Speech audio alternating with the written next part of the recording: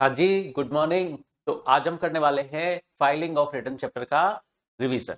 तो इस चैप्टर में सबसे पहला सेक्शन है सेक्शन 139 सबसेक्शन 1, जो कहता है कुछ एसएससीज को रिटर्न फाइल करना कंपलसरी है। जैसे कंपनी और पार्टनरशिप फर्म को रिटर्न फाइल करना कंपलसरी है, चाहे उनको इनकम है चाहे लॉस है।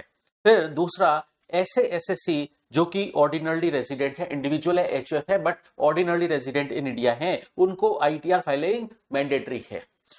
अगर चाहे उनके इनकम टैक्सेबल इन इंडिया है चाहे नहीं है, फिर भी उनको इंडिया में इनकम टैक्स का रिटर्न फाइल करना पड़ेगा, क्योंकि वो ऑर्डिनरी रेजिडेंट है। अगर अगर वो बेनिफिशियल ऑनर हैं, किसमें, वो कोई एसेट होल्ड करते हैं आउटसाइड इंडिया, या उनका किसी फॉरेन एंटिटी में फाइनेंशियल इंटरेस्ट है। तो मान लीजिए एसएससी की लंदन में प्रॉपर्टी है और एसएससी ऑर्डिनरली रेजिडेंट है, भले ही उसके कोई टैक्सेबल इनकम नहीं है, लेकिन लंदन में उसकी प्रॉपर्टी है, तो एसएससी को अपने इस फाइनेंशियल इंटरेस्ट का डिस्क्लोजर करने के पर्पज से रिटर्न फाइल करना पड़ेगा।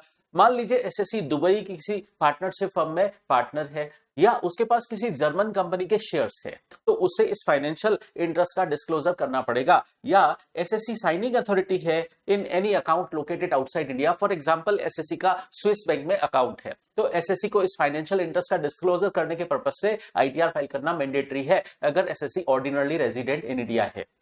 और अगर एसएससी बेनिफिशियरी है किसी एसेट का, या उसका फाइनेंशियल इंटरेस्ट है किसी फॉरेन एंटिटी में, बेनिफिशियल इंटरेस्ट है उसका, बेनिफिशियरी है वो, तो उस सिचुएशन में भी उसे, अगर एसएससी ऑर्डिनरली रेजिडेंट है, तो आईटीआर फाइलिंग मैंडेटरी है, चाहे उसके इन इंडिया में कोई टैक्सेबल इनकम है चाहे नहीं है। तो बेनिफिशियल इंटरेस्ट और बेनिफिशियरी का मतलब क्या है और बेनिफिशियल ऑनर का क्या मतलब है, ये बात अभी हम डिटेल में पढ़ेंगे। लेकिन अभी जो हमने पढ़ा बेनिफिशियल ऑनर वाला पॉइंट, ये है fourth proviso to section 139 subsection 1 में। और फिफ्थ प्रोविजो में क्या दे रखा है कि बेनिफिशियरी को आईटीआर फाइल करने की जरूरत नहीं है, अगर बेनिफिशियल ऑनर ने उस एसेट से डिराइव होने वाली इनकम बेनिफिशियल ऑनर ने अपने रिटर्न में इंक्लूड कर ली है, तो फिर बेनिफिशियरी को रिटर्न फाइल करने की रिक्वायरमेंट नहीं रहेगी, उसके लिए रिटर्न फाइलिंग मैंडेटरी नहीं रहेगी। अच्छा, बेनिफिशियल ऑनर का क्या मतलब है? जिसने उस एसेट के लिए कंसीडरेशन प्रोवाइड किया है, डायरेक्टली या इनडायरेक्टली। डायरेक्टली या इनडायरेक्टली खुद के लिए या किसी अदर पर्सन के लिए कंसीडरेशन देने वाला पर्सन बेनिफिशियल ऑनर कहलाएगा। लेकिन जिस पर्सन को उस एसेट से डायरेक्टली और इनडायरेक्टली बेनिफिट रिसीव होगा, वो पर्सन कहलाएगा बेनिफिशियरी। ठीक है। और इसके अलावा किन लोगों को रिटर्न फाइलिंग मैंडेटरी है? अगर एसएससी की टोटल इनकम चैप्टर 6A के डिडक्शंस क्लेम करने से पहले, मतलब GTI, total income chapter 6A के डिडक्शंस क्लेम करने से पहले, या कैपिटल गेन हेड के एग्जम्पशंस क्लेम करने से पहले। कैपिटल गेन हेड के कौन से एग्जम्पशन है? सेक्शन 54, 54B, 54D, 54EC और 54F, 54G, 54GA, 54GB। ये जो कैपिटल गेन हेड के एग्जम्पशंस हैं, ये क्लेम करने से पहले की इनकम देखी जाएगी। अगर वो income basic income exemption limit को एक्सीड करती है, तो रिटर्न फाइल करना मैंडेटरी है। और कुछ लोगों को इकोनॉमिक क्राइटेरिया के बेस पर रिटर्न फाइल करना मैंडेटरी किया गया है। उसके लिए सेक्शन 139 सबसेक्शन 1 में 7th प्रोविजो ऐड हुआ है, जो क्या बोलता है, अगर कोई पर्सन किसी भी एक बैंक में या कोऑपरेटिव बैंक में, किसी भी बैंक में कितने भी उसके करंट अकाउंट्स हैं, अगर वो उसमें डिपॉजिट कराता है पूरे साल का एग्रीगेट, अगर 1 करोड़ से एक्सीडिंग अमाउंट वो डिपॉजिट कराता है करंट अकाउंट में, तो पूरे साल भर का देखेंगे 1 करोड़ से एक्सीड हो रहा है, तो ऐसे पर्सन को भी आईटीआर फाइलिंग मैंडेटरी है। लेकिन सेविंग अकाउंट में अगर वो डिपॉजिट करा रहा है, एक बैंक में कितने भी उसके अकाउंट है, एक बैंक या कोऑपरेटिव बैंक में उसके कितने भी अकाउंट है, पूरे साल भर का एग्रीगेट अगर उसका एटलीस्ट 50 लाख है, तो फिर उसे रिटर्न फाइलिंग मैंडेटरी है। तो करंट अकाउंट के लिए limit exceeding 1 crore, saving account के लिए एटलीस्ट 50 लाख, ये पूरे साल का एग्रीगेट देखेंगे हम। अगर इस लिमिट से एक्सीडिंग डिपॉजिट हुआ है, तो फिर उस सिचुएशन में आईटीआर फाइलिंग मैंडेटरी है। यहां कैश डिपॉजिट का नहीं बोला है, किसी भी डिपॉजिट का।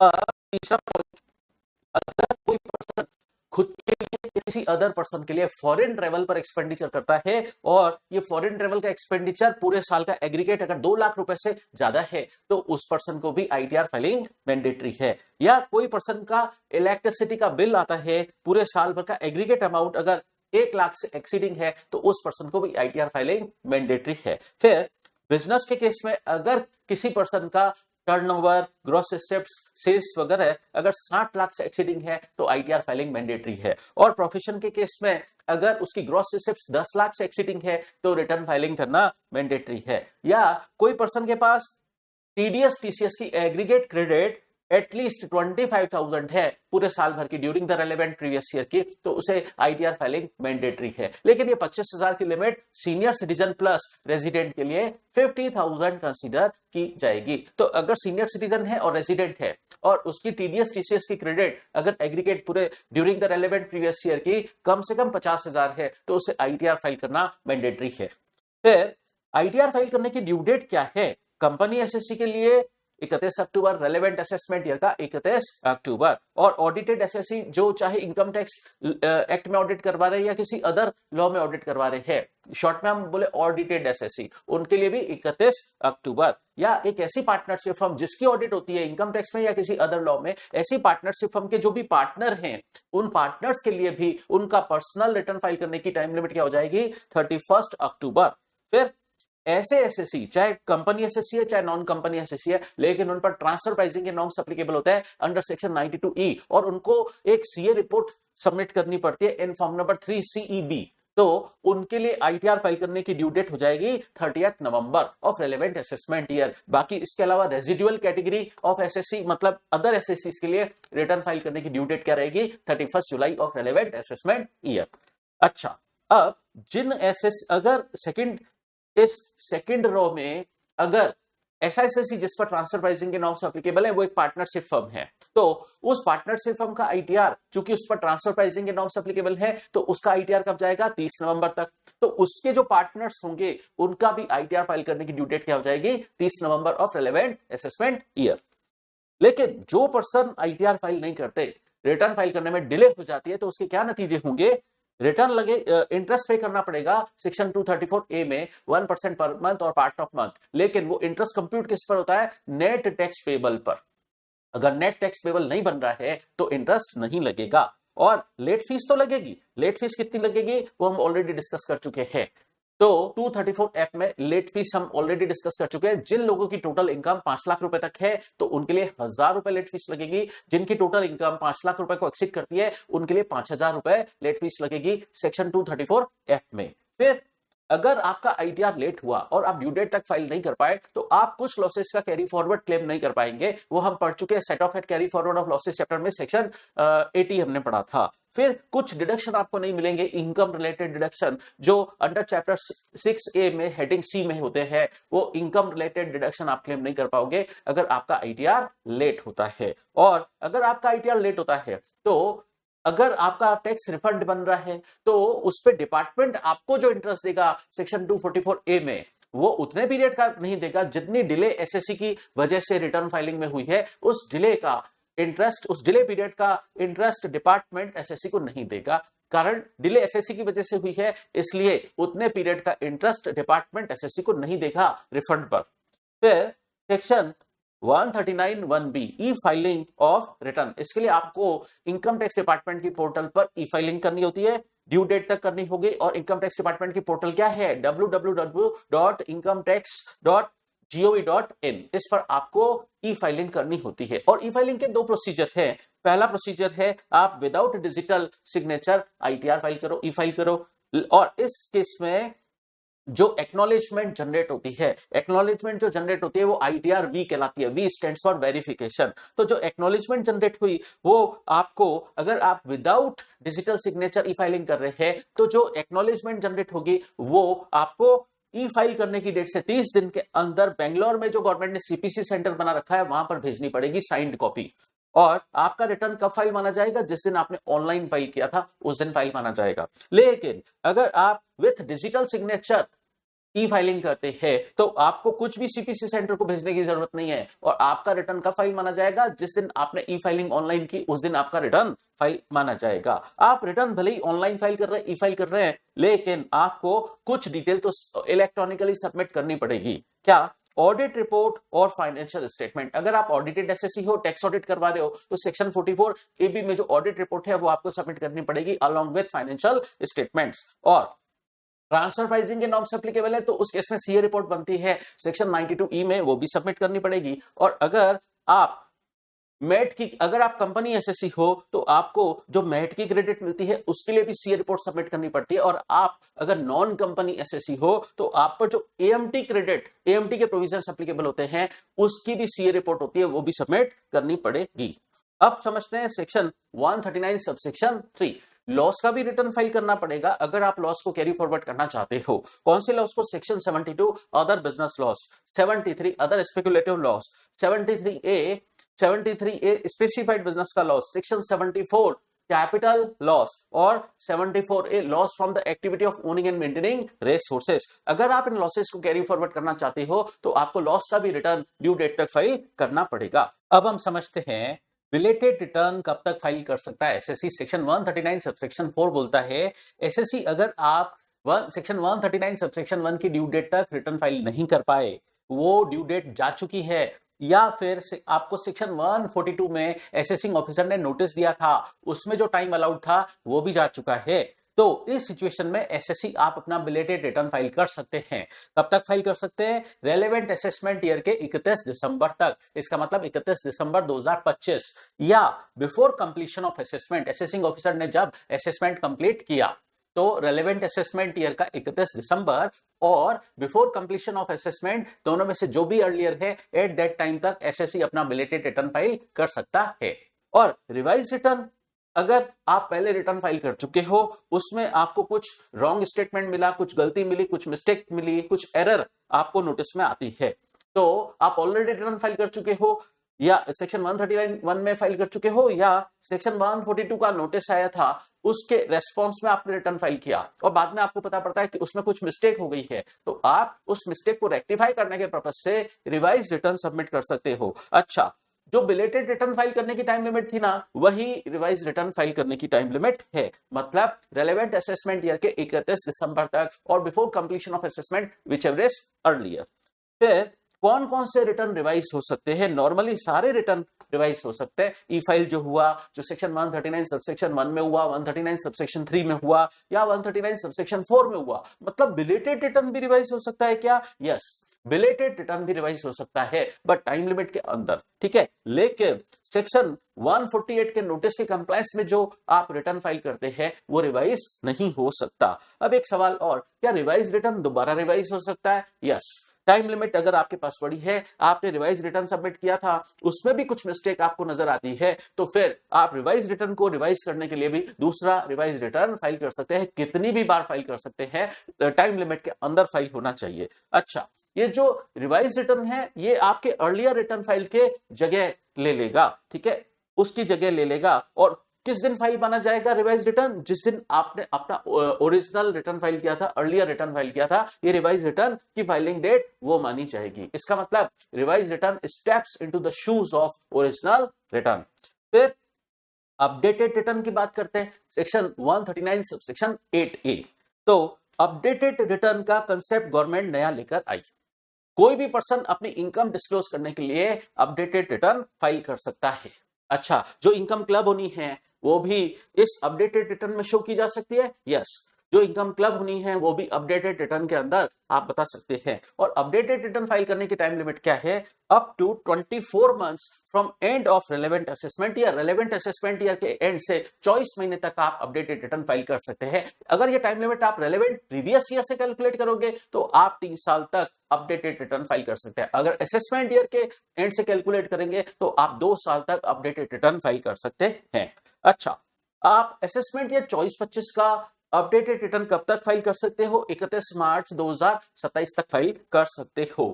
अब एक बात समझते हैं, आपने पहले रिटर्न फाइल किया हुआ है चाहे नहीं किया हुआ है, आपका रिटर्न पहले फाइल ही नहीं है, आप अपडेटेड रिटर्न फाइल करना चाह रहे हो और आपका बिलेटेड रिटर्न फाइल करने की टाइम लिमिट जा चुकी है, रिवाइज रिटर्न फाइल करने की टाइम लिमिट जा चुकी है, आपने पहले रिटर्न फाइल किया था या नहीं किया था, आप अपडेटेड रिटर्न फाइल कर सकते हो। तो इस बात को हम ऐसे समझते हैं, आपने अर्लियर रिटर्न फाइल नहीं किया था, अब अपडेटेड रिटर्न फाइल कर सकते हैं। यस, और आपने पहले अर्लियर रिटर्न फाइल किया हुआ है और अपडेटेड रिटर्न फाइल करना चाहते हैं तो भी कर सकते हैं, ठीक है।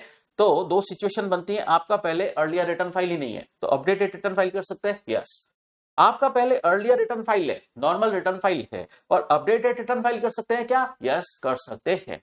तो अपडेटेड रिटर्न में बेसिकली क्या होगा, अगर एसएससी को अपनी कुछ एक्स्ट्रा इनकम और पता पड़ती है जो वो अर्लियर रिटर्न में नहीं बता पाया, तो वो अपडेटेड रिटर्न में वो एक्स्ट्रा इनकम का डिस्क्लोजर करते हुए अपडेटेड रिटर्न फाइल कर सकता है। अच्छा, लेकिन अब एक बात समझना, अर्लियर रिटर्न फाइल किया ही नहीं था, अब अपडेटेड रिटर्न लॉस का फाइल करना चाहते हैं, फाइल नहीं कर पाएंगे। ठीक है, अपडेटेड रिटर्न लॉस का फाइल नहीं हो पाएगा। अच्छा, अर्लियर रिटर्न में आपका लॉस था, लेकिन अब आप अपडेटेड रिटर्न फाइल कर रहे हो, अपडेटेड रिटर्न के अंदर इनकम बता रहे हो, चलेगा। तीसरा केस, अगर अपडेट अर्लियर रिटर्न में इनकम ज्यादा बताई थी और अपडेटेड रिटर्न में उस इनकम को कम करना चाह रहे, नहीं फाइल कर पाएंगे आप अपडेटेड रिटर्न। और चौथा केस, अर्लियर रिटर्न में कम इनकम बताई थी, अपडेटेड रिटर्न में इनकम बढ़ाना चाहते हैं, फाइल कर पाएंगे अपडेटेड रिटर्न। ठीक है, तो अब हम समझते हैं ये बातें कहां दे रखी है। कुछ सिचुएशन में आप अपडेटेड रिटर्न फाइल नहीं कर सकते। अगर आपका ये अपडेटेड रिटर्न लॉस का रिटर्न है तो आप अपडेटेड रिटर्न फाइल नहीं कर पाओगे। अगर अपडेटेड रिटर्न फाइल करने से आपकी टैक्स लायबिलिटी डिक्रीज हो रही है तो भी आप अपडेटेड रिटर्न फाइल नहीं कर पाएंगे, या आपका रिफंड जनरेट हो रहा है अपडेटेड रिटर्न फाइल करने से, या रिफंड इंक्रीज हो रहा है तो भी आप अपडेटेड रिटर्न फाइल नहीं कर पाएंगे। अब कुछ सिचुएशंस और समझते हैं, उन सिचुएशंस में भी आप अपडेटेड रिटर्न फाइल नहीं कर पाओगे। पहला केस, आप पहले से अपडेटेड रिटर्न फाइल किया हुआ है आपका, अब दूसरा अपडेटेड रिटर्न फाइल करना चाहते हो। पहले अपडेटेड रिटर्न फाइल किया हुआ है जिस ईयर का, और उसी ईयर का आप अपडेटेड रिटर्न फाइल करना चाहते हैं, फाइल नहीं कर पाएंगे। और अगर आपके अगेंस्ट कोई इनकम टैक्स डिपार्टमेंट में प्रोसीडिंग्स पेंडिंग है या कंप्लीट हो गई है उस ईयर के रेस्पेक्ट में, उस जिस ईयर के रेस्पेक्ट में आप अपडेटेड रिटर्न फाइल करना चाह रहे हैं, आपकी इनकम टैक्स डिपार्टमेंट में कोई प्रोसीडिंग पेंडिंग चल रही है, कोई केस चल रहा है उसी ईयर का, या वो उस ईयर का केस कंप्लीट भी हो चुका है, तो भी आप उस ईयर का रिटर्न अपडेटेड रिटर्न फाइल नहीं कर पाएंगे। या आप गवर्नमेंट के नोटिफाइड क्लास ऑफ पर्संस हैं तो भी आप अपडेटेड रिटर्न फाइल नहीं कर पाएंगे। फिर अगर आपके लिए प्रोसिक्यूशन प्रोसीडिंग्स इनिशिएट हो गई हैं, मतलब जेल जाने की कार्रवाई शुरू हो गई है, आपने इनकम टैक्स में कोई डिफॉल्ट किया है, इसकी वजह से आपकी प्रोसीडिंग्स इनिशिएट हो गई है फॉर प्रोसिक्यूशन, तो भी आप अपडेटेड रिटर्न फाइल नहीं कर पाएंगे। अब एक बात और समझना, अगर किसी पर्टिकुलर ईयर में आपके लॉस था तो उसका आपने अर्लियर रिटर्न फाइल किया हुआ है और वो रिटर्न ड्यू डेट तक फाइल किया हुआ है। ठीक है, मतलब अर्लियर ईयर में आपका लॉस था और वो आपने ड्यू डेट तक अर्लियर रिटर्न फाइल कर दिया था। अब अपडेटेड रिटर्न अगर फाइल कर रहे हो तो वो इनकम का ही होना चाहिए, मतलब अर्लियर रिटर्न में लॉस था, अब आप अपडेटेड रिटर्न फाइल कर रहे हैं तो उसके अंदर इनकम होनी चाहिए, उसके अंदर लॉस नहीं होना चाहिए। अब एक बात और समझना, आपने किसी पर्टिकुलर ईयर का अपडेटेड रिटर्न फाइल किया, ठीक है, जिसकी वजह से आपका कोई लॉस या अनएब्सॉर्ब्ड डेप्रिसिएशन का क्लेम या एएमटी की क्रेडिट या मैट की क्रेडिट अफेक्ट हुई। ठीक है, अगर आपने अपडेटेड रिटर्न किसी ईयर का फाइल किया, उस ईयर में कोई लॉस अफेक्ट हुआ या अनएब्सॉर्ब्ड डेप्रिसिएशन का क्लेम अफेक्ट हुआ या एएमटी की क्रेडिट अफेक्ट हुई, ठीक है, तो इस बात को ऐसे समझो, यहां पर मैंने बोला अगर आपने अपडेटेड रिटर्न फाइल किया किसी पर्टिकुलर ईयर का जिसकी वजह से उसका लॉस कम हो गया या अनएब्सॉर्ब्ड डेप्रिसिएशन रिड्यूस हो गया, एएमटी की क्रेडिट रिड्यूस हो गई, जिसका इफेक्ट सब्सिक्वेंट ईयर में भी पड़ रहा है, जिसका इफेक्ट सब्सिक्वेंट ईयर में भी पड़ रहा है, तो आपको सब्सिक्वेंट ईयर का भी अपडेटेड रिटर्न फाइल करना पड़ेगा। ठीक है, अच्छा ये बात तो मैंने बता दी थी, अर्लियर रिटर्न लॉस का है, अपडेटेड रिटर्न आपको इनकम का फाइल करना है अगर तो आप कर सकते हैं, बट इस बात पे ज्यादा ध्यान दीजिए, आपने एक पर्टिकुलर ईयर का क्या फाइल किया, अपडेटेड रिटर्न, उसमें लॉस था या अनएब्सॉर्ब्ड डेप्रिसिएशन आपने क्लेम किया या एएमटी की क्रेडिट क्लेम की, वो रिड्यूस हुई थी, अब उसका इफेक्ट किसी सब्सिक्वेंट ईयर में भी पड़ रहा है, तो क्या सब्सिक्वेंट ईयर का भी अपडेटेड रिटर्न आपको फाइल करना पड़ेगा? यस, आपने एक ईयर का अपडेटेड रिटर्न फाइल किया जिसने सब्सिक्वेंट ईयर के लॉसेस या अनएब्सॉर्ब्ड डेप्रिसिएशन के क्लेम या एएमटी की क्रेडिट को अफेक्ट कर दिया, रिड्यूस कर दिया, तो सब्सिक्वेंट ईयर का भी आपको अपडेटेड रिटर्न फाइल करना होगा। ठीक है, अब समझते हैं हम डिफेक्टिव रिटर्न। डिफेक्टिव रिटर्न मतलब इनकम्प्लीट रिटर्न। आपके जो रिटर्न के अंदर अनेक्सर होते हैं, स्टेटमेंट कॉलम होते हैं, वो आपने प्रॉपर्ली फिलअप नहीं किए, जीटीआई कितनी होनी चाहिए, टोटल कितनी इनकम होनी चाहिए, उससे रिलेटेड जितने भी कॉलम है आपने प्रॉपर्ली फिलअप नहीं किए, तो आपका रिटर्न डिफेक्टिव कंसीडर किया जाएगा। दूसरे केस में अगर आपके रिटर्न के पीछे कुछ डॉक्यूमेंट नहीं है तो आपका रिटर्न डिफेक्टिव माना जाएगा। जैसे टैक्स कंप्यूटेशन आपने पीछे सपोर्टिंग में नहीं लगाया तो आपका रिटर्न डिफेक्टिव माना जाएगा, ठीक है। लेकिन आजकल रिटर्न के साथ इतने डॉक्यूमेंट नहीं लगाने पड़ते क्योंकि आजकल तो ई फाइलिंग हो गया है। अब एक बात समझना, गवर्नमेंट ने यहां लिखा तो है कि अगर आपने सपोर्ट में ये डॉक्यूमेंट नहीं लगाए तो आपका रिटर्न डिफेक्टिव होगा, बट गवर्नमेंट कह रही है आगे कि इन डॉक्यूमेंट्स को संभाल कर अपने पास ही रखिए, रिटर्न के साथ अटैच मत करना। अगर असेसिंग ऑफिसर मांगे तो उसको फर्निश करने पड़ेंगे। तो आपका कोई टैक्स पेमेंट का प्रूफ है, टीडीएस टीसीएस की क्रेडिट ले रहे हो, या आपका एडवांस टैक्स पेड है, या सेल्फ असेसमेंट टैक्स पेड है, उनके चालान आप संभाल कर रखिए अपने पास। या आपने कोई टैक्स पे किया या एडिशनल टैक्स पे किया, अपडेटेड रिटर्न में आपको एडिशनल टैक्स भी पे करना पड़ेगा, उसके लिए हम अलग से एक सेक्शन समझेंगे, सेक्शन 140B। तो उसका भी प्रूफ आपके पास होना चाहिए। और अगर आपकी टैक्स ऑडिट हुई है तो टैक्स ऑडिट की कॉपी आपको रिटर्न के साथ अटैच करनी पड़ती है, तो वो भी अटैच करनी पड़ेगी। और किसी दूसरे लॉ में ऑडिट हुई है तो उसकी भी ऑडिट रिपोर्ट की कॉपी आपको अटैच करनी पड़ेगी। अगर कॉस्ट ऑडिट हुई है तो कॉस्ट ऑडिट की कॉपी भी आपको अटैच करनी पड़ेगी। और आपने सीजीडीएस कैपिटल गेन डिपॉजिट स्कीम में कुछ डिपॉजिट कराया है जिसके बेस पर आपने कैपिटल गेन चैप्टर में सेक्शन 54 सीरीज के एग्जामिशन क्लेम किए हैं, तो सीजीडीएस में जो डिपॉजिट कराया है उसका प्रूफ आपके अपने पास रखना पड़ेगा। इसके अलावा अगर आप regular books of accounts maintain करते हो, अगर regular books of accounts maintain करते हो तो आपको manufacturing account, trading account, P and L, balance sheet मतलब फाइनेंशियल स्टेटमेंट सारे सबमिट करने पड़ेंगे। अगर आपका प्रोप्राइटरी बिजनेस और प्रोफेशन है तो अपना पर्सनल अकाउंट मतलब कैपिटल अकाउंट प्रोप्राइटर का सबमिट करना पड़ेगा। अगर आप पार्टनरशिप फर्म, एओपीबीवाई वगैरह हो तो सारे पार्टनर्स के मेंबर्स के आपको पर्सनल अकाउंट मतलब कैपिटल अकाउंट आपको एनक्लोज करने पड़ेंगे। फिर अगर आप पार्टनर हो या मेंबर हो एओपीबीवाई में, अलग अलग फर्मों में आप पार्टनर हो, मेंबर हो, तो आपको उन अलग अलग फर्मों में अपना कैपिटल अकाउंट आपको अपने पर्सनल रिटर्न के साथ अटैच करना पड़ेगा। लेकिन अगर आप regular books of accounts maintain नहीं करते तो भी आपको मिनिमम इंफॉर्मेशन तो देनी पड़ेगी। क्या मिनिमम इंफॉर्मेशन एक्सपेक्टेड है कि आपका टर्नओवर का एक टोटल फिगर बताना होगा कि आपका टोटल टर्नओवर कितना है, या आपकी ग्रॉस रिसीप्ट कितनी है, जीपी कितना है, ग्रॉस प्रॉफिट कितना है, आपके टोटल एक्सपेंसेस कितने हैं और नेट प्रॉफिट कितना है। ये एक सिंगल टोटल फिगर बताना होगा। और ये नेट फिगर, ये नेट प्रॉफिट आपने कंप्यूट कैसे किया, उसका बेसिस क्या था, ये भी आपको बताना पड़ेगा।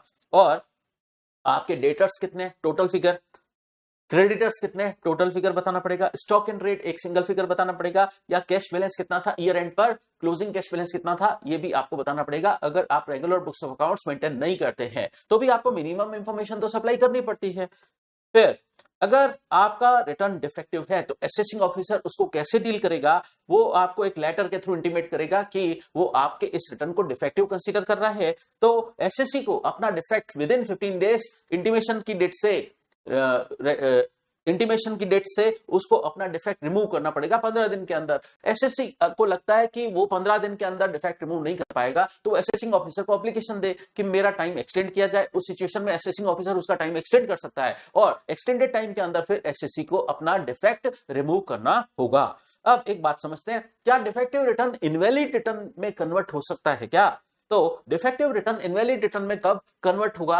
अगर एसएससी अपना डिफेक्ट रिमूव नहीं करता 15 दिन और एक्सटेंडेड टाइम के अंदर वो अपना डिफेक्ट रिमूव नहीं करता तो उसका रिटर्न इनवैलिड कंसीडर किया जाएगा और ये माना जाएगा कि उसने रिटर्न फाइल ही नहीं किया है।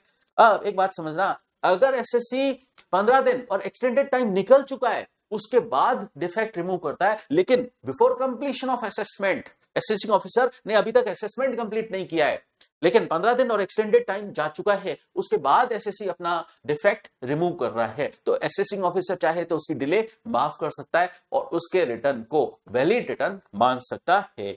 अब एक बात समझते हैं, रिटर्न डिफेक्टिव है लेकिन असेसिंग ऑफिसर फिर भी उसको वैलिड रिटर्न मान सकता है। लेकिन अगर वो इस रिटर्न को डिफेक्टिव कंसीडर कर रहा है तो असेसिंग ऑफिसर ये डिफेक्ट एसएससी को बताने के लिए बाउंड है, इंटीमेट करना पड़ेगा। अब एक बात और समझते हैं, पैन नंबर से रिलेटेड सेक्शन 139A और रिलेटेड रूल 114। पैन नंबर आपको पता है ये 10 डिजिट अल्फा न्यूमेरिक नंबर होता है। 10 डिजिट अल्फा न्यूमेरिक नंबर होता है जिसके पहले 5 डिजिट अल्फाबेट्स होते हैं, अगले 4 न्यूमेरिक होते हैं और लास्ट फिर अल्फाबेट होता है। कुछ केसेस में एसएससी को पैन नंबर ऑब्टेन करने के लिए कंपल्सरी एप्लीकेशन लगानी होगी। ये जो केसेस है ना, यहाँ इस टेबल में दोबारा रिपीट हो रहे हैं, तो सीधे मैं इस टेबल में चलता हूं, लेकिन यहाँ कुछ बात पेंडिंग है जो नीचे कवर नहीं होगी, वो पहले डिस्कस कर लेता हूं। पैन नंबर ऑब्टेन करना कुछ लोगों के लिए कंपलसरी है, जैसे इंपोर्टर और एक्सपोर्टर जो है उनको पैन नंबर ऑब्टेन करना कंपलसरी है, या जो पर्सन अपना जीएसटी में रजिस्ट्रेशन करवाना चाहते हैं, जीएसटी में रजिस्ट्रेशन पैन बेस्ड है, इसलिए पैन नंबर पहले ऑब्टेन करना पड़ेगा। अब पैन नंबर ऑब्टेन करने के लिए क्या करना होता है, उसका एप्लीकेशन फॉर्म है फॉर्म नंबर 49A, लेकिन फॉरेन सिटीजन के लिए 49AA। अब एक बात समझते हैं, जिसकी total income basic income exemption limit से ज्यादा है उसको पैन नंबर ऑब्टेन करना पड़ेगा, एप्लीकेशन फाइल करनी पड़ेगी पैन नंबर ऑब्टेन करने के लिए रेलेवेंट असेसमेंट ईयर के 31 मई तक। या एक ऐसा पर्सन है जो इंडिविजुअल नहीं है और इंडिया में रेजिडेंट है, इंडिविजुअल नहीं है, इंडिया में रेजिडेंट है, और उसने कोई फाइनेंशियल ट्रांजेक्शन किया है पूरे साल भर में, वो फाइनेंशियल ट्रांजेक्शन का एग्रीगेट 2.5 लाख या 2.5 लाख से ज्यादा है, उसने कोई फाइनेंशियल ट्रांजेक्शन किया जिसकी वैल्यू 2.5 लाख या 2.5 लाख से ज्यादा है, तो उसको भी रेलेवेंट असेसमेंट ईयर के 31 मई तक पैन नंबर ऑब्टेन करने के लिए अप्लाई करना होगा। या कोई पर्सन इस सेकंड वाली कैटेगरी में जो पर्सन फॉल करता है वो इंडिविजुअल तो नहीं है, लेकिन फॉर एग्जांपल कंपनी है तो उसमें जो भी मैनेजिंग डायरेक्टर है उसको भी पैन नंबर ऑब्टेन करना पड़ेगा कंपल्सरली। या ये पर्सन सेकंड रॉ में जो फॉल कर रहा है वो पार्टनरशिप फर्म है तो पार्टनर को भी पैन नंबर ऑब्टेन करना पड़ेगा। ट्रस्ट है तो ट्रस्टी, ऑथर, कर्ता, एचयूएफ है, सेकंड रॉ में मान लीजिए एचयूएफ है तो इस थर्ड रॉ में एचयूएफ के कर्ता को भी पैन नंबर ऑब्टेन करना कंपल्सरी है। Chief executive officer, principal officer जो भी सेकंड रॉ में फॉल कर रहे हैं उनसे जो भी एसोसिएटेड पार्टी है, जैसे सेकंड रॉ में पार्टनरशिप फर्म है तो उससे एसोसिएटेड पार्टी कौन हुआ, पार्टनर, तो पार्टनर को भी अपना पैन नंबर ऑब्टेन करने के लिए एप्लीकेशन फाइल करनी पड़ेगी रेलेवेंट असेसमेंट ईयर के 31 मई तक। फिर जो लोग बिजनेस और प्रोफेशन चला रहे हैं उनकी सेल्स, ग्रॉस रिसीव्स वगैरह अगर 5 लाख रुपए को एक्सीड कर रही है पूरे साल भर में तो भी उनको ईयर एंड से पहले उनको पैन नंबर के लिए एप्लीकेशन फाइल करनी पड़ेगी। या पब्लिक चैरिटेबल ट्रस्ट है या पब्लिक रिलीजियस ट्रस्ट है जिनको आईटीआर फाइलिंग मैंडेटरी कर रखी है गवर्नमेंट ने सेक्शन 139 सबसेक्शन 4A में, उनको भी ईयर एंड होने से पहले पैन नंबर के लिए अप्लाई करना होगा।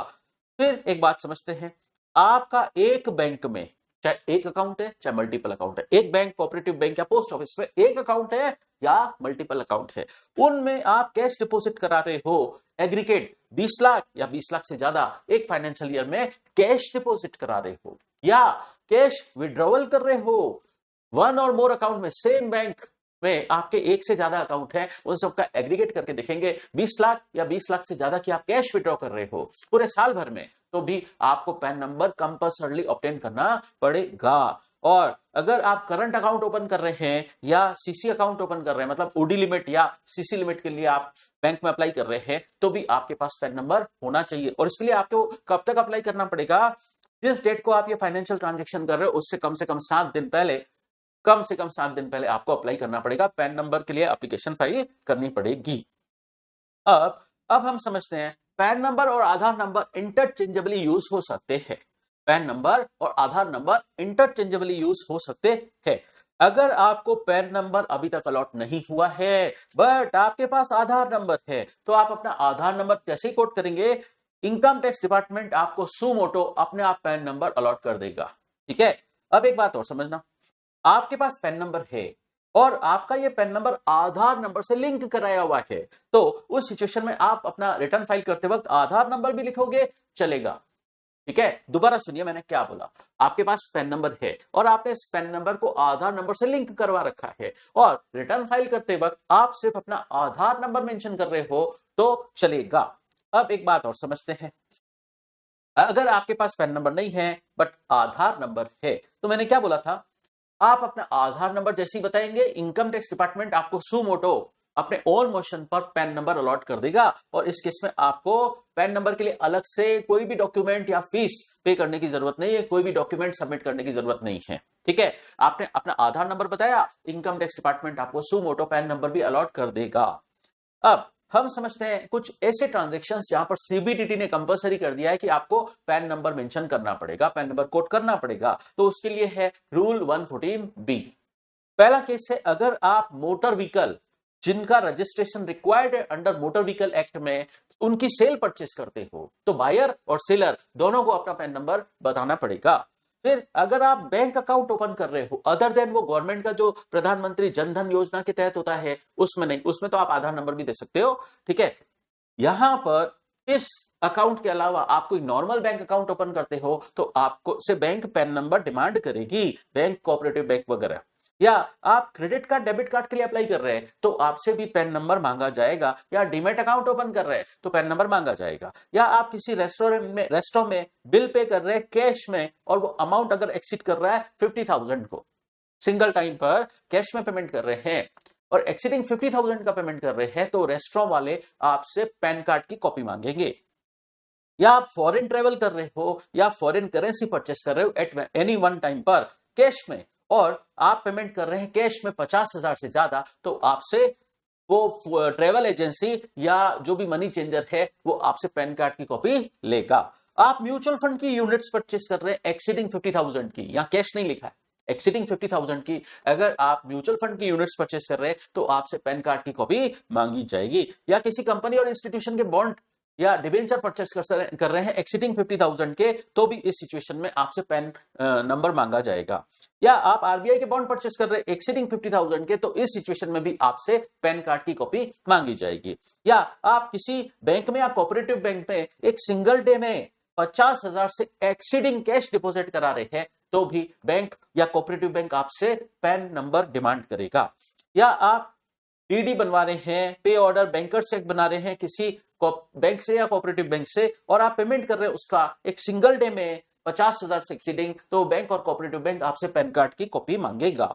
आप टाइम डिपॉजिट करा रहे हैं, टाइम डिपॉजिट मतलब एफडी, आरडी वगैरह बैंक में, कोऑपरेटिव बैंक में या पोस्ट ऑफिस में या निधि कंपनी में या एनबीएफसी में एक्सीडिंग 50,000 की एक सिंगल अमाउंट 50,000 को एक्सीड कर रहा है या पूरे फाइनेंशियल ईयर का एग्रीगेट 5 लाख को एक्सीड कर रहा है, ठीक है। तो अगर आप एक सिंगल एफडी बनवा रहे हैं एट ए टाइम, एफडी करवा रहे हैं 50,000 को एक्सीड हो गया, बैंक आपसे पैन कार्ड की कॉपी मांगेगा। और पूरे साल भर में बार बार आप एफडी बनवाते रहे और पूरे साल की एफडी का एग्रीगेट अगर 5 लाख रुपए को एक्सीड हो गया तो बैंक आपसे पैन कार्ड की कॉपी डिमांड करेगा।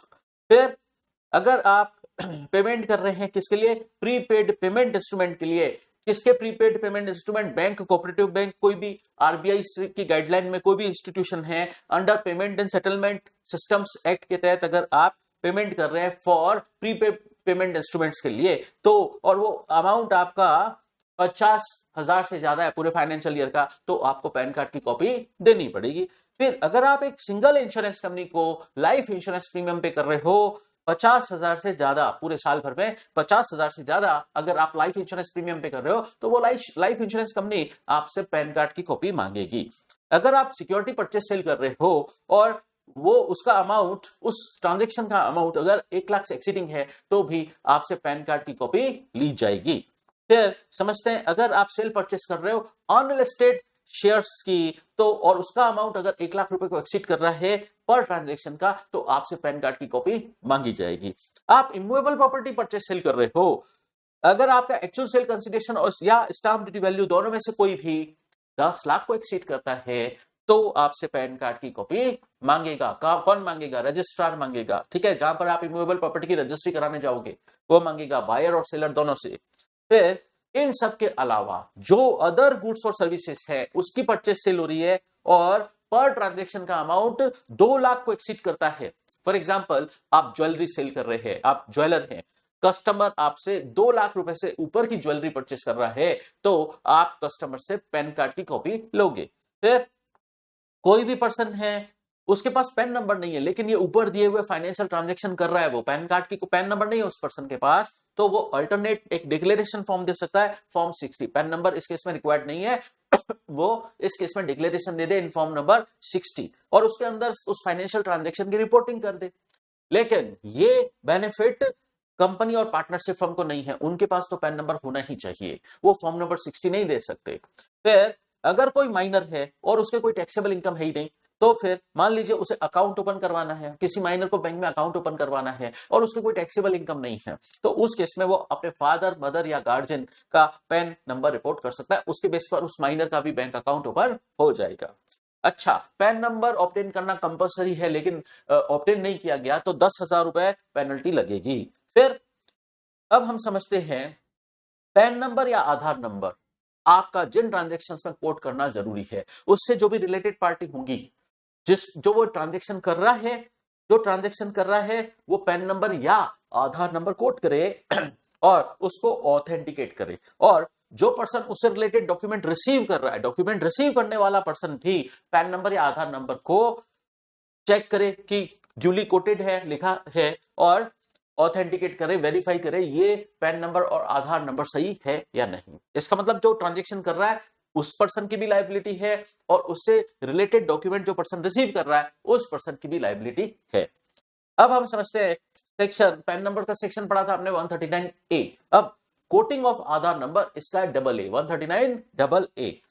1 जुलाई 2017 से गवर्नमेंट ने आधार नंबर कोड करना मैंडेटरी किया कि अगर आप पैन नंबर ऑब्टेन करने के लिए, पैन नंबर के अलॉटमेंट के लिए पैन एप्लीकेशन फाइल कर रहे हो तो आपको उसके अंदर आधार नंबर कोड करना पड़ेगा, या ITR फाइल कर रहे हो तो भी उसके अंदर आपको आधार नंबर भी कोड करना पड़ेगा। अब आपका कहना है आपके पास आधार नंबर नहीं है और आप रेजिडेंट इंडिविजुअल हो, तो गवर्नमेंट कहती है अगर आप रेजिडेंट इंडिविजुअल हो और अभी तक आपको आधार नंबर अलॉट नहीं हुआ है, कोई बात नहीं, आप आधार के लिए अप्लाई करिए और उसकी एनरोलमेंट ID का नंबर इसके अंदर मेंशन कर दीजिए। पैन नंबर के लिए अप्लाई कर रहे हैं, आधार नंबर नहीं है आपके पास, तो आधार एनरोलमेंट ID लिख दीजिए, या ITR फाइल कर रहे हैं बट आपके पास आधार नंबर नहीं है तो कोई बात नहीं, आधार एनरोलमेंट ID मेंशन कर दीजिए। लेकिन 1 अक्टूबर 2024 से आधार एनरोलमेंट ID का प्रोविजन हट चुका है। इसका मतलब 1 अक्टूबर 2024 से तो आधार नंबर ही मेंशन करना पड़ेगा, आधार एनरोलमेंट ID नंबर मेंशन नहीं किया जा सकता। फिर अब क्या बोल रहे हैं, अगर आपको पैन नंबर अलॉटेड है, 31 जुलाई 2017 से पहले आपको पैन नंबर अलॉट हो गया था और आप आधार नंबर ऑब्टेन करने के लिए एलिजिबल हो, तो आपको पैन नंबर और आधार नंबर आपस में लिंक करवाना पड़ेगा। और गवर्नमेंट ने ये डेट नोटिफाई की थी 31 मार्च 2022 तक, ठीक है। और इसके बाद अगर कोई लिंकिंग करवाता है पैन नंबर और आधार की तो उस सिचुएशन में लेट फीस लगेगी। लेट फीस हम पढ़ेंगे आगे चलकर, 1,000 रुपए लेट फीस लगेगी लिंकिंग करवाने की, अगर इस नोटिफाइड डेट के बाद लिंकिंग होती है, ठीक है। तब तक क्या हो जाएगा, अगर आपका पैन नंबर इनऑपरेटिव हो गया तो वो दोबारा ऑपरेटिव कब से बनेगा, जब लिंकिंग कराओगे उसके विदिन 30 डेज आपका पैन नंबर जो इनऑपरेटिव हो गया था वो ऑपरेटिव कर दिया जाएगा। लेकिन अगर आप आधार को पैन नंबर से लिंक नहीं करवाते हैं तो क्या नतीजे भुगतने पड़ेंगे। गवर्नमेंट का कहना है 1 जुलाई 2023 से आप पर नेगेटिव कॉन्सिक्वेंसेस अप्लाई होना शुरू हो जाएंगे अगर आपने अपने पैन नंबर और आधार नंबर को लिंक नहीं करवाया है। जैसे इस इनऑपरेटिव पैन नंबर के बेसिस पर आप अपना ITR फाइल नहीं कर पाओगे। दूसरा, इनकम टैक्स डिपार्टमेंट आपके पेंडिंग रिटर्न की प्रोसेसिंग भी नहीं करेगा और आपका जो पेंडिंग रिफंड है वो इस इनऑपरेटिव पैन नंबर के बेस पर अलॉट नहीं होगा। और अगर आपका रिटर्न डिफेक्टिव है तो उसकी जो पेंडिंग प्रोसीडिंग्स थी वो कंप्लीट नहीं की जाएंगी, मतलब डिफेक्टिव रिटर्न है। अब आपका ये डिफेक्टिव रिटर्न वैलिड रिटर्न कभी भी नहीं बनेगा अगर आपका पैन नंबर इनऑपरेटिव हो गया तो। और एक बात और, TDS TCS चैप्टर में हमने समझा था कि अगर आपका पैन नंबर नहीं है तो या पैन नंबर इनऑपरेटिव हो गया है तो उसके लिए आपके पास ऊपर क्या लगेगा, अगर आप पेई हो तो TDS की हायर रेट लगेगी और आप अगर कलेक्टी हो तो TCS की हायर रेट लगेगी, ठीक है। तो जो भी आप पेयर है वो आपसे हायर रेट से TDS कलेक्शन करेगा, या जो भी TCS कलेक्टर है वो आपसे हायर रेट से TCS कलेक्शन करेगा अगर आपका पैन नंबर इनऑपरेटिव हो गया तो, ठीक है। बट ये नेगेटिव कॉन्सिक्वेंसेस अप्लाई कब से होंगे, 1 जुलाई 2023 से। बट हाँ, लेट फीस तो लगेगी ही। लेट फीस लगना कब से शुरू हो गई है, 31/3/2022 से। लिंकिंग नहीं कराई है तो लेट फीस तो 1,000 रुपए लगेगी। लेकिन कुछ लोगों पर ये लिंकिंग वाली बात एप्लीकेबल नहीं होगी। जिन लोगों को गवर्नमेंट ने नोटिफाई कर दिया है या लिंकिंग कराने की प्रोसेस से एग्जेम्प्ट कर दिया है उन लोगों को लिंकिंग नहीं करवानी है। अब एक बात समझना, CBDT ने सर्कुलर इशू किया कि अब से सारे रिटर्न जब फाइल होंगे उसके आधार नंबर के बगैर फाइल नहीं होंगे। फिर अगर किसी पर्सन के पास पैन नंबर है और उसने अपने आधार नंबर को लिंक नहीं करवाया है तो उसका भी रिटर्न फाइल नहीं होगा। अब एक बात और समझना, ये जो रिक्वायरमेंट है पैन नंबर और आधार नंबर लिंक हो जाए, कुछ लोगों पर एप्लीकेबल नहीं है। ये लिंकिंग वाली बात कुछ लोगों पर एप्लीकेबल नहीं है। जैसे कोई पर्सन इंडिविजुअल है और उसके पास आधार नंबर नहीं है लेकिन वो इंडिविजुअल है, उसके पास आधार नंबर नहीं है, और वो नॉन रेजिडेंट है, वो एनआरआई है, उसके पास आधार नंबर नहीं है, चलेगा। वो पैन नंबर और आधार नंबर को लिंक नहीं कराए, चलेगा। या वो इंडिया का सिटीजन नहीं है, इंडिविजुअल है बट इंडिया का सिटीजन नहीं है, तो भी उसको पैन नंबर और आधार नंबर को लिंक कराने की रिक्वायरमेंट नहीं है। या जो वेरी सीनियर सिटीजन हो गया है, जिसकी एज कम से कम 80 ईयर्स हो गई है, उसको भी लिंकिंग करवाने की जरूरत नहीं है पैन नंबर और आधार नंबर को। या जो आसाम, जम्मू एंड कश्मीर या मेघालय में रेजिडेंट पर्सन है, इंडिविजुअल है, बट उससे पैन नंबर और आधार नंबर को लिंक करवाने की जरूरत नहीं रहेगी। फिर हम समझते हैं, अगर पैन नंबर और आधार नंबर को नोटिफाइड डेट जो हमने पढ़ी थी 31/3/2022 तक कोई पर्सन लिंक नहीं करवा पाया है, तो अगर आप आज वो लिंक करवाता है तो लिंक करवाने पर लेट फीस लगती है सेक्शन 234H में, कितनी? 1000। फिर सेक्शन 139B में हम समझते हैं टीआरपी की स्कीम, टैक्स रिटर्न प्रिपेयर की स्कीम, जो सीबीडीटी ने बनाई। टीआरपी के रूप में कौन काम कर सकता है? एक इंडिविजुअल को टीआरपी के रूप में काम करने के लिए अथॉराइज किया जा सकता है, लेकिन कुछ लोग टीआरपी बन ही नहीं सकते। कौन? शेड्यूल्ड बैंक में जो ऑफिसर है, जहां पर एसएससी अपना अकाउंट मेंटेन करता है, उस शेड्यूल्ड बैंक का जो ऑफिसर है वो टीआरपी के रूप में काम नहीं कर सकता। एक लीगल प्रैक्टिशनर, एक चार्टेड अकाउंटेंट टीआरपी के रूप में काम नहीं कर सकता। लेकिन जो टीआरपी है वो भी कुछ रिटर्न फाइल नहीं कर पाएगा। मान लीजिए जैसे वो कंपनी एसएससी का रिटर्न फाइल नहीं कर सकता है, टीआरपी कंपनी एसएससी का रिटर्न फाइल नहीं कर सकता है। या ऐसे एसएससी जो ऑडिटेड है, इनकम टैक्स एक्ट के सेक्शन 44AB में या किसी दूसरे लॉ में ऑडिटेड है, उनके भी रिटर्न टीआरपी फाइल नहीं कर पाएगा। या नॉन रेजिडेंट है कोई person during the relevant previous year, उसका भी रिटर्न टीआरपी फाइल नहीं कर पाएगा। और जो रिटर्न फाइल किया जा रहा है सेक्शन 142 के नोटिस के रेस्पॉन्स में, या 148 के नोटिस के रेस्पॉन्स में, या सेक्शन 153A क्या होता है? रेड होती है तब नोटिस आता है, उस नोटिस के कंप्लायंस में जो रिटर्न फाइल होता है वो भी टीआरपी फाइल नहीं कर पाएगा। फिर टीआरपी होने की एजुकेशनल क्वालिफिकेशन क्या है? उसके पास किसी भी रिकॉग्नाइज्ड यूनिवर्सिटी और इंस्टीट्यूशन की बैचलर डिग्री होनी चाहिए, या वो सीए इंटर है, ठीक है, तो सीए इंटर है या सीएमए इंटर है या सीएस एग्जीक्यूटिव उसने कर रखा है, तो भी वो टीआरपी बन सकता है। और टीआरपी एसएससी का रिटर्न फाइल करने में उसको हेल्प करेगा, और रिटर्न पर वो टीआरपी को भी अपने खुद के सिग्नेचर, एसएससी तो सिग्नेचर करेगा ही, टीआरपी को भी एसएससी के रिटर्न पर अपने सिग्नेचर अफेक्स करने पड़ेंगे। अब एक बात और समझना,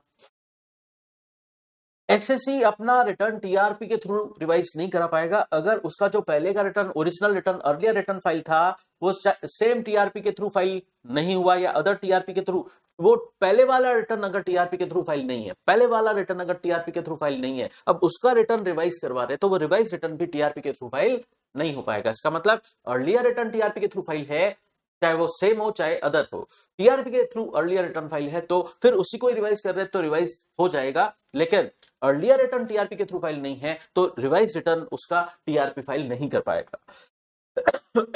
अब समझते हैं हम सेक्शन 140 आईटीआर का वेरिफिकेशन करना होगा। कौन वेरीफाई करेगा? इंडिविजुअल के केस में इन जनरल वो इंडिविजुअल खुद करेगा। अगर वो इंडिविजुअल एब्सेंट है, इंडिया से फॉरेन गया हुआ है, तो वो इंडिविजुअल खुद करे, या उसका ड्यूली अथोराइज्ड पर्सन जिसको वैलिड पावर ऑफ अटॉर्नी देकर अथोराइज किया गया है वो अथोराइज्ड पर्सन रिटर्न फाइल करे, या वो इंडिविजुअल अगर मेंटली इनकैपेसिटेटेड है तो उसका गार्जियन रिटर्न वेरीफाई कर सकता है। और अगर किसी भी रीजन की वजह से वो इंडिविजुअल खुद आईटीआर को वेरीफाई नहीं कर पा रहा है तो उसका कोई भी duly authorised person ITR verify कर सकता है। एचयूएफ के केस में आईटीआर नॉर्मली कर्ता वेरीफाई करेगा, लेकिन कर्ता अगर एब्सेंट फ्रॉम इंडिया या मेंटली इनकैपेसिटेटेड है तो इस सिचुएशन में उस एचयूएफ का कोई भी एडल्ट मेंबर, चाहे मेल हो चाहे फीमेल हो, आईटीआर वेरीफाई कर सकता है। या मेंटली इनकैपेसिटेटेड है कर्ता तो भी उस सिचुएशन में other adult member of the family वो आईटीआर फाइल कर सकता है, उसको वेरीफाई कर सकता है।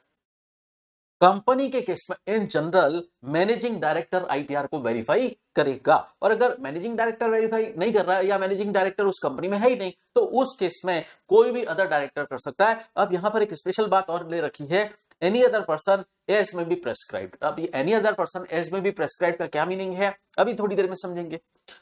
फिर अगर कंपनी नॉन रेजिडेंट इंडिया में तो valid power of attorney holder person उसके रिटर्न को वेरीफाई कर सकता है। अगर कंपनी की वाइंडिंग का प्रोसेस शुरू हो गई है तो लिक्विडेटर उस कंपनी के आईटीआर को वेरीफाई करेगा। अगर मैनेजमेंट गवर्नमेंट ने टेक ओवर कर लिया है तो उस सिचुएशन में प्रिंसिपल ऑफिसर जो गवर्नमेंट ने अपॉइंट किया है तो प्रिंसिपल ऑफिसर उस कंपनी के आईटीआर को वेरीफाई करेगा। अब एक बात और समझना, अगर इंसॉल्वेंसी एंड बैंक्रप्सी कोड में एडजुडिकेटिंग अथॉरिटी ने इंसॉल्वेंसी प्रोसीडिंग की एप्लीकेशन एडमिट कर ली है, तो उस सिचुएशन में इंसॉल्वेंसी प्रोफेशनल जो उस एडजुडिकेटिंग अथॉरिटी ने अपॉइंट किया है वो उस आईटीआर को वेरीफाई करेगा। और पार्टनरशिप फर्म के केस में in general managing partner verify करेगा, लेकिन अगर कोई मैनेजिंग पार्टनर अपॉइंट ही नहीं हुआ है तो कोई भी नॉर्मल पार्टनर अपॉइंट कर सकता है, बट मेजर होना चाहिए, माइनर आईटीआर वेरीफाई नहीं कर सकता। फिर एलएलपी के केस में इन जनरल जो डेजिग्नेटेड पार्टनर है उसको आईटीआर वेरीफाई करना होगा, लेकिन अगर कोई डेजिग्नेटेड पार्टनर है ही नहीं या डेजिग्नेटेड पार्टनर है तो सही लेकिन वो एट दैट मोमेंट आईटीआर को वेरीफाई नहीं कर पा रहा है, तो कोई भी मेजर पार्टनर आईटीआर को वेरीफाई कर सकता है, बट हाँ वो माइनर नहीं होना चाहिए। इसके अलावा आप यहां पे भी बात दे रखी है एलएलपी के लिए, एनी अदर पर्सन एज में बी प्रेस्क्राइब्ड, इसको हम डिटेल में आगे बात करेंगे। एओपी का और बीओआई का आईटीआर कौन वेरीफाई करे? Any member. लोकल अथॉरिटी का कौन वेरीफाई करे? Principal officer. पॉलिटिकल पार्टी का आईटीआर कौन वेरीफाई करे? Chief executive officer. और अदर पर्सन का कोई भी कंपिटेंट पर्सन वेरीफाई कर दे। अच्छा, कंपनी और एलएलपी के केस में हमने एक बात समझी थी, एनी अदर पर्सन एज में बी प्रेस्क्राइब्ड बाय सीबीडीटी दे रखा था, वो भी आईटीआर वेरीफाई कर सकता है। अब सवाल ये पैदा होता है कि एनी अदर पर्सन एज में बी प्रेस्क्राइब्ड बाय सीबीडीटी का क्या मतलब है?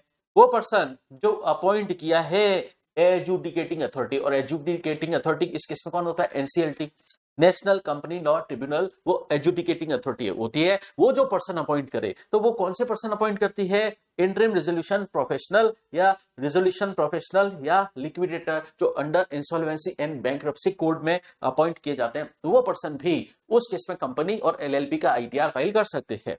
अब हम समझते हैं सेल्फ असेसमेंट सेक्शन 140A। जो भी पर्सन अपना आईटीआर फाइल कर रहा है उसको अपनी टैक्स लायबिलिटी का खुद ही कैलकुलेशन करना होगा, इसको हम बोलते हैं सेल्फ असेसमेंट। तो रिटर्न फाइल कर रहे हैं सेक्शन 139 में, या सेक्शन 142 का नोटिस आया, 148 का नोटिस आया, या 153A में नोटिस आया, उस नोटिस के रेस्पॉन्स में रिटर्न फाइल कर रहे हैं, तो जब भी हम रिटर्न फाइल कर रहे हैं तो एसएससी को कैलकुलेशन करना होगा क्या? Self assessment tax. मतलब उसको जो सेक्शन 140A में पेमेंट करना है उसकी कैलकुलेशन कैसे होगी? उसके लिए एसएससी अपनी पहले टोटल इनकम कंप्यूट करे, फिर अपनी टैक्स लायबिलिटी कंप्यूट करे। टैक्स लायबिलिटी कंप्यूट करने में कुछ चीजें डिडक्ट हो जाएंगी।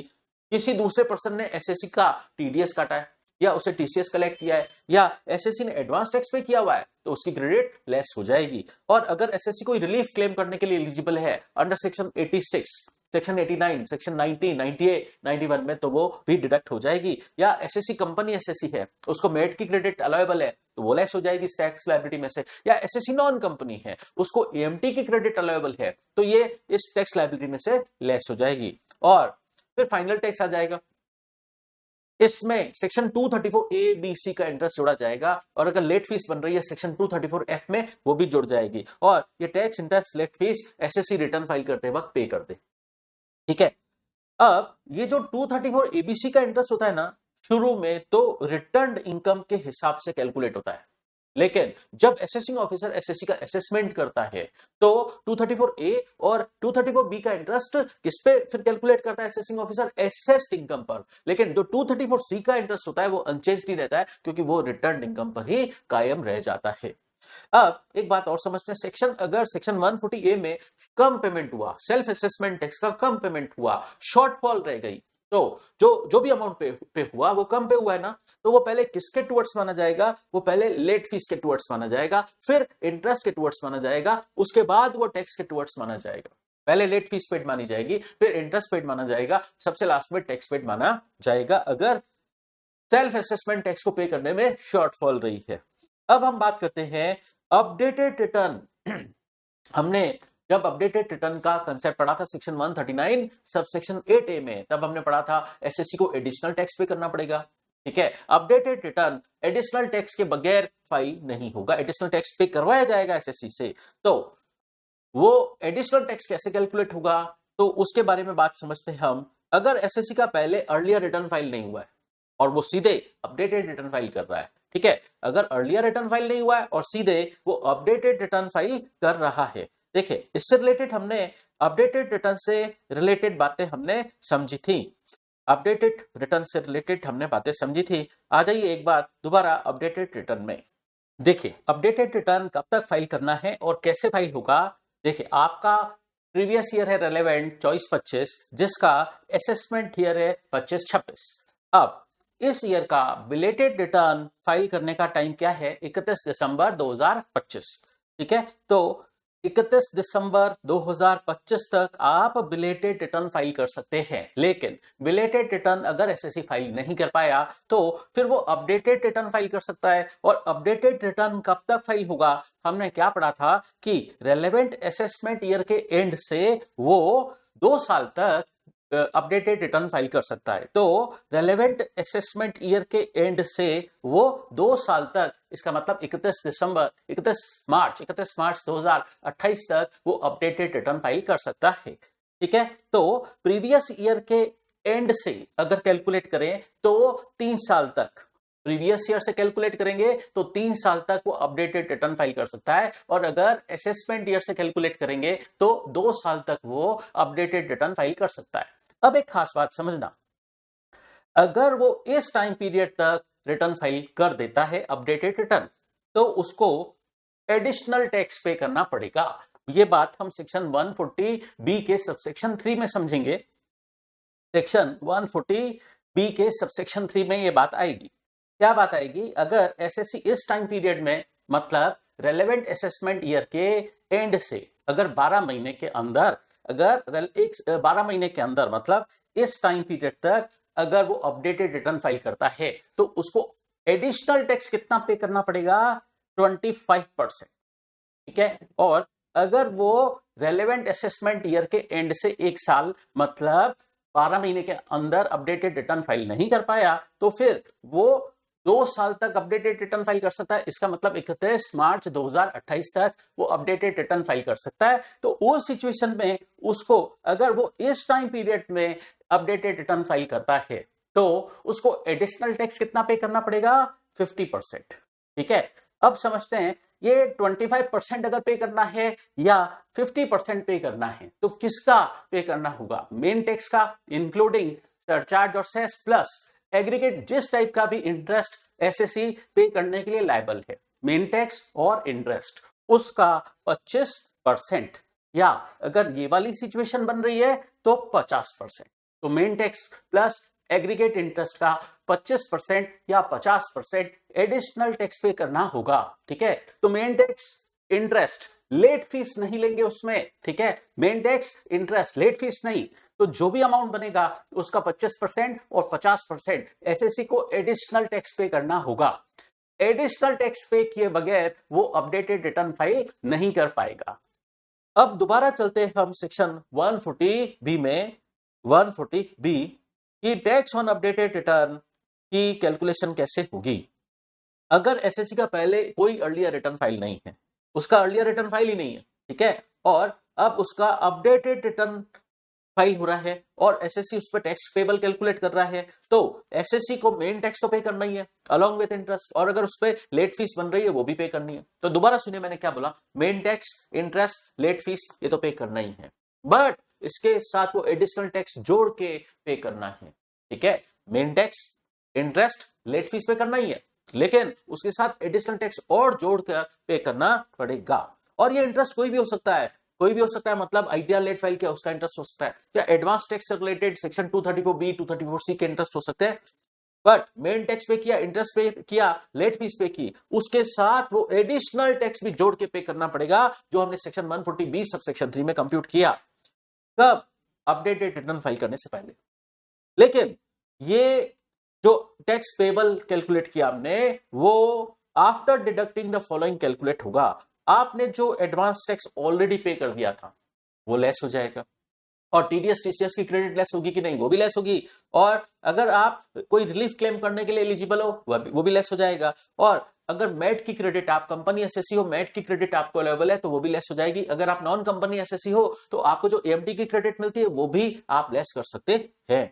और अपडेटेड रिटर्न में मैंने बोला आपको मेन टैक्स पे करना है, एडिशनल टैक्स भी पे करना है, इंटरेस्ट पे करना है, और लेट फीस वो आपको पेमेंट का प्रूफ अपडेटेड रिटर्न के साथ अकॉम्पनी करना पड़ेगा, अटैच करना पड़ेगा। अब हम समझते हैं अगर पहले एसएससी का अर्लियर रिटर्न फाइल है और वो अपडेटेड रिटर्न फाइल कर रहा है, पहले उसका अर्लियर रिटर्न फाइल है और वो अपडेटेड रिटर्न फाइल कर रहा है, तो उसको क्या पेमेंट करना पड़ेगा? मेन टैक्स तो पे करना ही पड़ेगा, इंटरेस्ट पे करना पड़ेगा, लेट फीस पे करनी पड़ेगी, और एडिशनल टैक्स का भी पेमेंट करना पड़ेगा।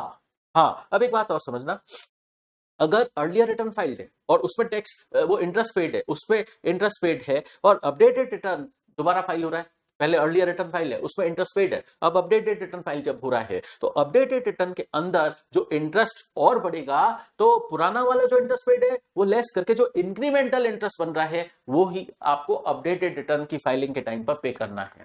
ठीक है, अब एक बात और समझते हैं, आप जब ये टैक्स पेबल कैलकुलेट कर रहे हैं तो कुछ चीजें लेस करेंगे। इस टैक्स पेबल को कैलकुलेट करने के लिए कुछ चीजें लेस होंगी। क्या? कोई रिलीफ है जिसकी आपने अर्लियर रिटर्न में क्रेडिट ली थी वो लेस होगी, अपडेटेड रिटर्न में भी लेस होगी, या जो सेक्शन 140A मतलब जो सेल्फ असेसमेंट टैक्स पे किया था आपने अर्लियर रिटर्न के टाइम पर, उसकी भी क्रेडिट आपको मिलेगी अपडेटेड रिटर्न फाइल करते वक्त। लेकिन अब ये जो दो पॉइंट हैं, टीडीएस और टीसीएस की क्रेडिट अगर आपने पहले क्लेम नहीं की थी अर्लियर रिटर्न में, वो अब आप अपडेटेड रिटर्न में क्लेम कर सकते हो क्या? यस, क्लेम कर सकते हो। अच्छा, आपने मेट, आप कंपनी एसएससी हो, मेट की क्रेडिट आपको मिलती है, या आप नॉन कंपनी एसएससी हो, आपको एएमटी की क्रेडिट मिलती है, लेकिन ये क्रेडिट, मेट की क्रेडिट या एएमटी की क्रेडिट आपने अर्लियर रिटर्न में क्लेम नहीं की थी, अपडेटेड रिटर्न में क्लेम कर सकते हो क्या? हाँ, क्लेम कर सकते हैं, क्योंकि आपने अर्लियर रिटर्न में क्लेम नहीं की थी, अर्लियर रिटर्न में क्लेम नहीं की थी। अब लेकिन आपने पहले अर्लियर रिटर्न फाइल किया हुआ है, आपने अर्लियर रिटर्न फाइल किया हुआ है और उसके बेस पर आपको टैक्स रिफंड मिल गया, इनकम टैक्स डिपार्टमेंट ने उस अर्लियर रिटर्न के बेस पर आपको टैक्स रिफंड जारी कर दिया था, इश्यू कर दिया था। तो अब ये जो टैक्स अब पे कर रहे हो अपडेटेड रिटर्न के टाइम, अब जो टैक्स पे कर रहे हो इसके अंदर वो पुराना जो रिफंड जारी हो गया था वो और एड ऑन हो जाएगा। अब आपको ये रिफंड जोड़ के आपको टैक्स का पेमेंट करना पड़ेगा। मतलब पहले अर्लियर रिटर्न के बेस पर अगर कोई रिफंड, टैक्स रिफंड गलती से जारी हो गया था, ये अपडेटेड रिटर्न के टैक्स के साथ आपको जोड़ के पे करना पड़ेगा। फिर जब आप अपडेटेड रिटर्न फाइल कर रहे हो तो जो मेन टैक्स आपने पे किया, एडिशनल टैक्स पे किया, इंटरेस्ट और लेट फीस पे की, उसके पेमेंट के प्रूफ आपको अपडेटेड रिटर्न के साथ अटैच करने पड़ेंगे। अब समझते हम मेन मुद्दे की बात पर आते हैं कि अपडेटेड रिटर्न के वक्त आपको कितना एडिशनल टैक्स पे करना पड़ेगा। उसके लिए मैंने बोला था सेक्शन 140B का सबसेक्शन 3 में वो एडिशनल टैक्स कैलकुलेट होता है। अब मैंने क्या बोला था, आपका आईटीआर फाइल करने की ड्यू डेट निकल गई, उसके बाद भी आप बिलेटेड रिटर्न तो फाइल कर ही सकते हो।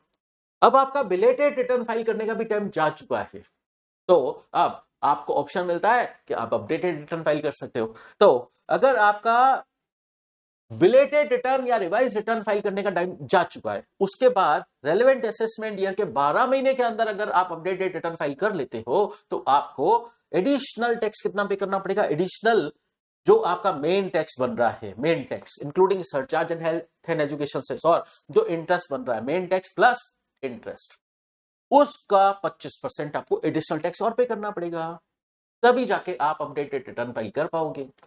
ठीक है, लेकिन वो रेलेवेंट असेसमेंट ईयर भी निकल के भी 12 महीने निकल गए, उसके बाद रेलेवेंट असेसमेंट ईयर के 24 महीने तक अगर आप अपडेटेड रिटर्न फाइल कर रहे हैं तो उस सिचुएशन में आपका जो भी एग्रीगेट टैक्स बना है और इंटरेस्ट, एग्रीगेट टैक्स और एग्रीगेट इंटरेस्ट, उसका 50% आपको एडिशनल टैक्स पे करना पड़ेगा। ठीक है, बात समझे? ये जो 25% है, 50% है, किस पर कैलकुलेट हो रहा है? मेन टैक्स और इंटरेस्ट पर, लेट फीस पर नहीं। बात समझना, ठीक है। अब एक छोटी सी बात और कर लेते हैं। फॉर एग्जांपल, आप जब आपका अर्लियर रिटर्न फाइल है उसमें आपने 234 एबीसी का इंटरेस्ट कैलकुलेट किया था और वो पे भी कर लिया था अर्लियर रिटर्न फाइल करते वक्त। ठीक है, अब आप अपडेटेड रिटर्न फाइल कर रहे हैं, अब आपका इंक्रीमेंटल इंटरेस्ट और बन रहा है 234 एबीसी का, तो क्या वो आपको रिकम्प्यूट करना पड़ेगा? अपडेटेड रिटर्न फाइल करते वक्त क्या 234 एबीसी का इंटरेस्ट दोबारा कैलकुलेट करना पड़ेगा? यस, कैलकुलेट करना पड़ेगा। और अर्लियर पेड जो इंटरेस्ट है, अब जो इंटरेस्ट पेबल बन रहा है, तो जो डिफरेंस का इंक्रीमेंटल इंटरेस्ट है वो आप पे करोगे, तभी आप अपडेटेड रिटर्न फाइल कर पाओगे। तो ये था अपना रिटर्न फाइलिंग चैप्टर का रिवीजन।